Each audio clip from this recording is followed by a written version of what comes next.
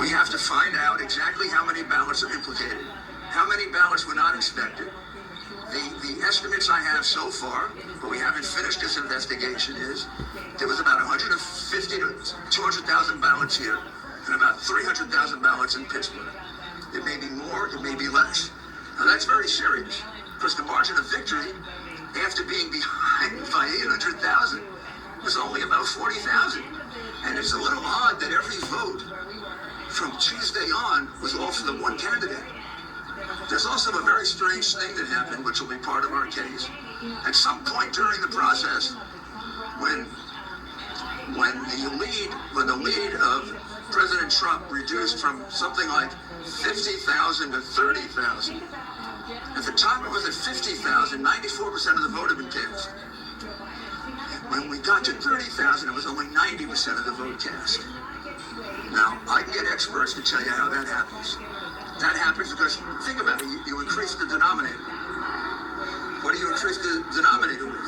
New ballots. Nobody was informed of new ballots, unless people were writing them up. This will be a very, very strong case. I know you won't accept it because of your hateful biases, but let's see if you can try thinking rationally. Mr. Jones, electors for him? No, Charles, it's enough to overturn the call that was already made for Joe Biden. The poll? The call. It was called for Joe Biden. Why do you... Because they don't decide the election. The call for Joe Biden isn't who was it called by? All the networks. Oh my goodness, all the networks. Wow. All the networks. We have to forget about the law.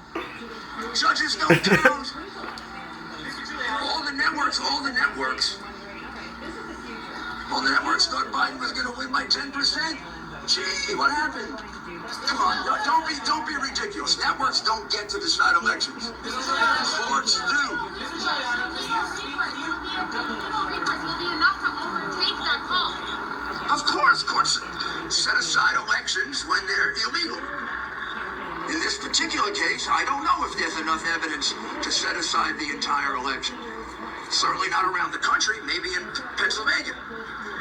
However, there certainly is enough evidence to disqualify a certain number of ballots. The ballots that were not properly inspected should be thrown out. And that number of ballots should be taken out of the count. That could affect the election.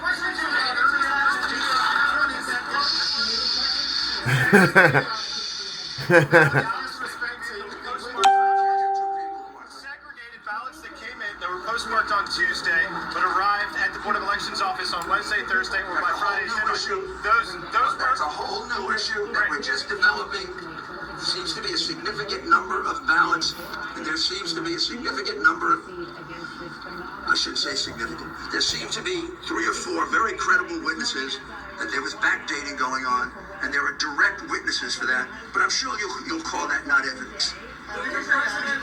Not you, the general mob.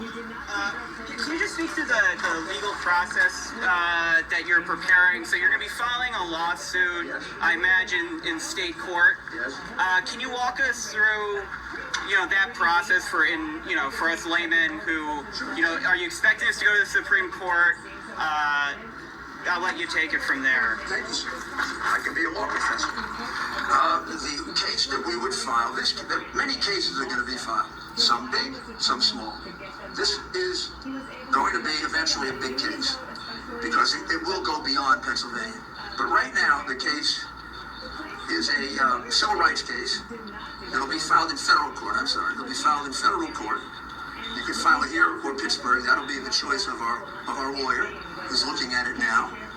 Since there seem to be more cases in Pittsburgh than here right now, I would guess it would be filed in Pittsburgh, but it would affect both jurisdictions. And what the case alleges is very simply that President Trump's campaign was denied its right to a fair count, which is a deprivation of civil rights. And if that's the case, the court has a wide range of what are called equitable remedies. Equitable remedies could include depriving that jurisdiction of a certain number of votes, equal to the number of votes that are proved to be not inspected properly. It could be to set aside an election, but that that could be one of the things we ask for, but I think that if you set aside the votes, you would probably remedy the wrong that was done here.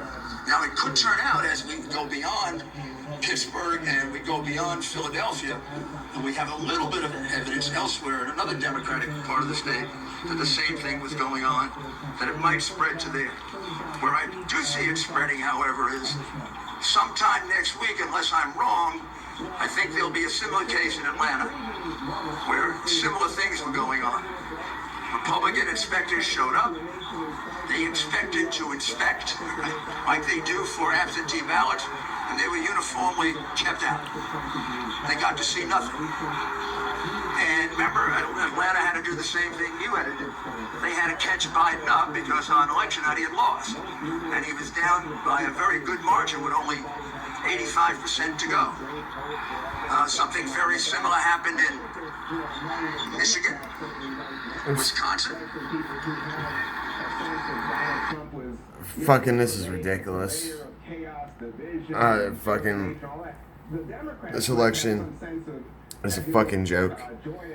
And if any of you believe in this shit, you know that this, not for Trump, I'm not for Biden. I'm more for Trump than I am for Biden, because Biden is a freaking, I don't want Kamala Harris to be president. And, this is just, we're a laughingstock of our country. And if this doesn't mark the beginning of the end, then I don't know what the fuck does.